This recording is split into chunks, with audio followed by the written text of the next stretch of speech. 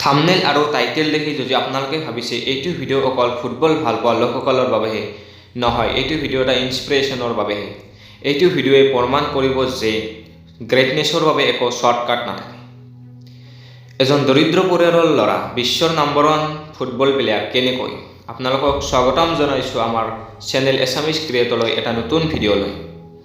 এইজন হয় পৃথিৱীৰ সকলোতকৈ বেষ্ট ফুটবল প্লেয়াৰ, নাম খ্ৰীষ্টিয়ানো ৰনাল্ডো। আপোনালোকে এইটো শুনিলে ভয় খাব যে ৰনাল্ডোই এভৰি ইয়েৰ 700 কোটিতকৈ বেছি টকা ইনকাম কৰে। আজি ক'বলৈ গৈ আছোঁ খ্ৰীষ্টিয়ানো ৰনাল্ডোৰ হৃদয় চুই যোৱা জীৱন কাহিনী, যিটো হয়তো আপোনালোকে নাজানে। আগতে জানি লওক খ্ৰীষ্টিয়ানো ৰনাল্ডো কোন হয়। ইয়াৰ জন্ম হৈছিল 5 ফেব্ৰুৱাৰী 1985 পৰ্তুগালৰ অঞ্চল চহৰত। খ্ৰীষ্টিয়ানো ৰনাল্ডোৰ সম্পূৰ্ণ নাম আছিল খ্ৰীষ্টিয়ানো ৰনাল্ডো dos Santos। ৰনাল্ডোৰ দেউতা আমেৰিকান এক্টৰ আৰু পিছত প্ৰেছিডেণ্ট হৈছিল। ৰনাল্ডো ৰেগানৰ বিগ ফেন আছিল বাবে তেওঁৰ নামেৰে নিজৰ পুত্ৰৰ নাম ৰনাল্ডো ৰাখিছিল। খ্ৰীষ্টিয়ানো পৰ্তুগালৰ নাগৰিক আছিল। এতিয়া জুভেন্টাছ ফুটবল ক্লাবৰ বাবে খেল খেলে। আপোনালোকে এইটো জানি ভয় খাব যে সৰুৰে পৰা তেওঁৰ জীৱন কাহিনী এনেকুৱা নাছিল। এখন হিন্দী ফিল্মৰ কাহিনীতকৈ কম নাছিল। সৰুকালতো ৰনাল্ডোই নিজৰ পৰিয়ালৰ লগত টিনপাতৰ ঘৰত থাকিছিল। ৰনাল্ডোৰ পৰিয়ালত তাৰ বাহিৰে মা-দেউতা, 2জন ভাই আৰু এজনী ভনী আছিল। এটা সাধাৰণ পৰিয়ালত জন্ম হোৱা ৰনাল্ডোই দেউতাক পৰ্তুগালৰ নগৰ নিগমৰ মালিকাৰ কাম কৰিছিল। পাৰ্কত গছ-গছনি আৰু ফল-ফুলৰ পানী দিয়া আৰু চোৱা চিতাৰ কাম কৰিছিল।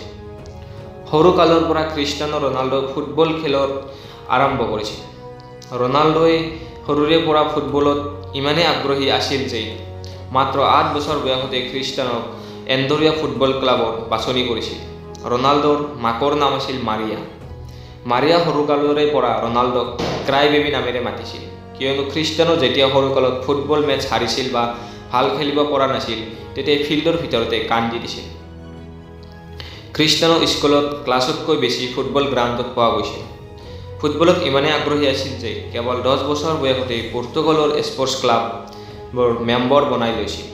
10 বছৰ বয়সতে পৰ্তুগালৰ বৃহত্তম স্পৰ্টছ ক্লাবত চিলেকশ্যন হোৱাৰ বাবে ৰনাল্ডোই 2 বছৰ একেৰাহে ফুটবল খেলিছিল।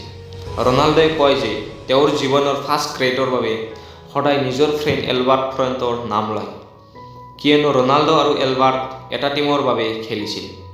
এদিন যেতিয়া অফিচিয়েল অফ স্পৰ্টিং লিছবনৰ ট্ৰায়েল ল'ব আহিছিল, তেতিয়া ডাইৰেক্ট কৈছিল যে যিজনে বেছিকৈ গ'ল দিব আমি সেইজনক আমাৰ একাডেমীত এডমিশ্যন দিম।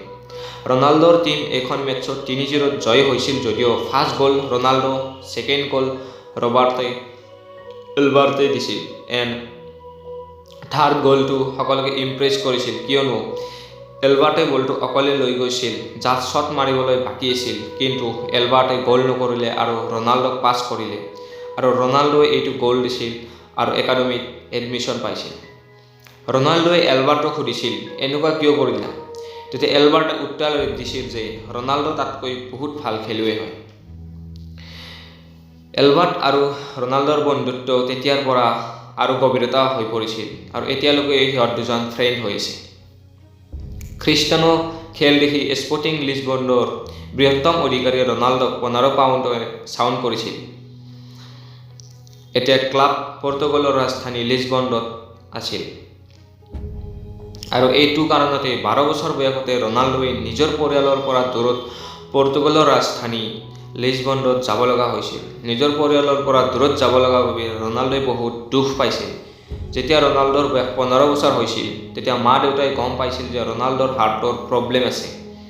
যেতিয়া ডাক্তৰৰ ওচৰত লৈ যোৱা হৈছিল, ডাক্তৰে খ্ৰীষ্টিয়ানো ৰনাল্ডোক বেছিকৈ দৌৰা-দৌৰি আৰু ফুটবল খেলিবলৈ মানা কৰিছিল।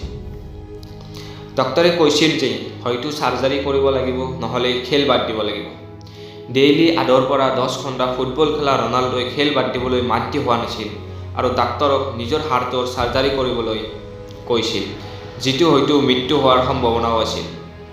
ৰিকভাৰী হোৱাৰ পিছত ৰনাল্ডো ফুটবল খেলিবলৈ প্ৰস্তুত হৈছিল। ইয়াৰ পিছত ৰনাল্ডোৰ জীৱনত এটা বহুত ডাঙৰ দুখ আহিছিল। অধিক সুৰাপান কৰাৰ ফলত ৰনাল্ডোৰ দেউতাৰ মৃত্যু হৈছিল। এইটো ঘটনাই ৰনাল্ডোক মৰ্মাহত কৰিছিল। সুৰাপানৰ ফলত মৃত্যু হোৱাৰ বাবে খ্ৰীষ্টিয়ানো ৰনাল্ডো আজিলৈকে সুৰাপান নকৰিলে। ৰনাল্ডোৰ দেউতাক একমাত্ৰ পৰিয়ালৰ ইনকাম কৰোতা আছিল। মৃত্যুৰ পিছত ঘৰখনৰ সকলো দায়িত্ব ৰনাল্ডোৰ মাক মাৰিয়াৰ ওপৰত আহি পৰিছিল আৰু মাৰিয়াই আনৰ ঘৰত কাম কৰি পৰিয়ালটোক পোহপাল দিছিল। ৰনাল্ডোই এই সকলো পৰিস্থিতিৰ সন্মুখীন হৈ নিজৰ খেলত গুৰুত্ব দি আগুৱাই গৈছিল আৰু এনেকৈ ৰনাল্ডো এজন ভাল খেলুৱৈলৈ পৰিচিত হৈছিল। ক্ৰিষ্টিয়ানো ৰোনাল্ডো জীৱনৰ প্ৰথম ক্লাব মেচ 17 বছৰ বয়সত খেলিছিল। চন 2003 18 বছৰ বয়সত ৰোনাল্ডো ইংলিছ ফুটবল মানচেষ্টাৰ ইউনাইটেডে 15 মিলিয়ন আমেৰিকান ডলাৰেৰে চাইন কৰিছিল। ইয়াৰ পিছতে ক্ৰিষ্টিয়ানো ৰোনাল্ডোই পৃথিৱীৰ ভিতৰত বিখ্যাত খেলুৱৈ হৈ পৰিছিল। ৰোনাল্ডোৱে মানচেষ্টাৰ ইউনাইটেডত 28 নম্বৰ জাৰ্চি দাবী কৰিছিল যদিও কিন্তু 7 নম্বৰ জাৰ্চিহে দিয়া হৈছিল, যিটো আজিলৈকে তেওঁৰ জাৰ্চিৰ নম্বৰ। মানচেষ্টাৰ ইউনাইটেডত জইন কৰাৰ পিছত ক্ৰিষ্টিয়ানো ৰোনাল্ডোৱে একেৰাহে 3টা প্ৰিমিয়াৰ লীগ টাইটেল, এটা চেম্পিয়ন লীগ টাইটেল আৰু এটা ফিফা ৱৰ্ল্ড কাপ জয় কৰিছিল নিজৰ টীমক। 2009 চনত ৰিয়েল মাদ্ৰিদে ক্ৰিষ্টিয়ানো ৰোনাল্ডোক মানচেষ্টাৰ ইউনাইটেডৰ পৰা 132 মিলিয়ন ডলাৰেৰে নিজৰ টীমত জইন কৰাইছিল। এইটো যিকোনো খেলুৱৈতকৈ সকলোতকৈ বৃহত্তম এক্সপেনচিভ এছ'চিয়েশ্যন ফুটবল ট্ৰান্সফাৰ আছিল। ৰিয়েল মাদ্ৰিদৰ এই কণ্ট্ৰেক্ট 2009 চনৰ পৰা 2015লৈকে আছিল। ৰিয়েল মাদ্ৰিদ থকা সময়ত ৰোনাল্ডোৱে 15টা ট্ৰফি বিজয়ী হৈছিল, য'ত 4টা লা লিগা টাইটেল আৰু 4টা চেম্পিয়ন লীগ টাইটেল সোমাইছিল। আকৌ 2018 চনত ৰোনাল্ডোৱে ইটালীৰ ফুটবল ক্লাব জুভেন্টাছত 100 মিলিয়ন পাউণ্ডেৰে চাইন কৰিছিল। 30 বছৰৰ ওপৰৰ খেলুৱৈৰ ভিতৰত এই কণ্ট্ৰেক্টটো ফুটবল হিষ্ট্ৰীৰ সকলোতকৈ বৃহত্তম আছিল। 2015 চনত পৰ্তুগীজ ফুটবল ক্লাব ফেডাৰেশ্যনে ৰোনাল্ডোক best Portuguese football player of all টাইমৰ খিতাপ দিছিল। ৰোনাল্ডো একমাত্ৰ এনেকুৱা ফুটবল খেলুৱৈ হয় যিজনে 5টা চেম্পিয়নশ্বিপ টাইটেল বিজয়ী হৈছিল, 2টা মানচেষ্টাৰ ইউনাইটেডৰ বাবে আৰু 3টা ৰিয়েল মাদ্ৰিদৰ বাবে। কিন্তু ইমান ইনকাম আৰু নাম কমাই আপোনালোকে এইটো জানি চক খাব যে ক্ৰিষ্টিয়ানো ৰোনাল্ডোই নিজৰ সকলো ইনকাম অকল নিজৰ ওপৰত খৰচ নকৰে। ৰোনাল্ডোই নিজৰ ইনকাম সামাজিক কামৰ বাবে খৰচ কৰে। কোৱা হয় যে ক্ৰিষ্টিয়ানো ৰোনাল্ডোই অকলে নিজৰ শক্তিৰে এখন অনাথ আশ্ৰম চলায়, য'ত 600তকৈ অধিক ল'ৰা-ছোৱালী আছে আৰু সকলো খৰচ নিজেই বহন কৰে। নৱেম্বৰ 2012 চনত ৰোনাল্ডোই নিজৰ গল্ডেন বুট অকশ্যন কৰিছিল, য'ত ৰোনাল্ডোই 13 কৰোৰ আৰ্ণ কৰিছিল আৰু সেইখিনি ৰোনাল্ডোই গীজাত স্কুল বনাবলৈ দান কৰিছিল। ক্ৰিষ্টিয়ানো ৰোনাল্ডোই চিগাৰেট আৰু সুৰাপানৰ পৰা দূৰত থাকে আৰু ৰোনাল্ডোই নিজৰ শৰীৰত টেটু এইবাবেই বনোৱা নাছিল কিয়নো তেওঁ এজন ৰেগুলাৰ ব্লাড ডনাৰ হয়। কোনোবাই ঠিকেই কৈছে, যেতিয়া আপোনাৰ ছিগনেচাৰ অটোগ্ৰাফলৈ পৰিৱৰ্তন হয় সেইদিনা আপুনি ছাকচেছফুল। আপুনি যেনেকুৱা পৰিস্থিতিত নাথাকক কিয় কষ্ট আৰু নিজৰ মনৰ শক্তিৰে ছাকচেছফুল হ'ব পাৰে। ক্ৰিষ্টিয়ানো ৰোনাল্ডোৰ জীৱনৰ পৰা আমি এইটোৱে শিকিব পাৰিছোঁ। যদিও আপোনালোকে ক্ৰিষ্টিয়ানো ৰোনাল্ডোৰ জীৱনৰ পৰা কিছু ইনস্পিৰেশ্যন পাইছে, তেতিয়াহ'লে নিজৰ বন্ধু আৰু পৰিয়ালৰ সৈতে এইটো শ্বেয়াৰ কৰিব আৰু কিবা ক'ব লগা থাকিলে তলত কমেণ্ট কৰি জনাব।